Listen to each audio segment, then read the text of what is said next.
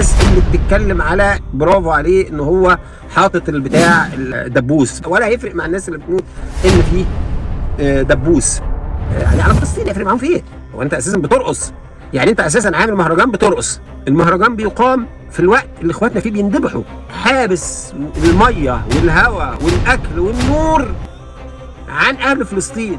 المصيبه ان انت بتدي الغذاء والكساء للكيان، انت اللي بتوصل لهم الغذاء والكساء والسلاح، انت اللي بتوصله لهم يا جربوع. فهتيجي في الاخر يا جربوع هتضحك علينا بدبوس؟ ايه القرف ده؟ ما هو في الاخر خالص مهرجان هلس، مهرجان يا عم فن مش وقته.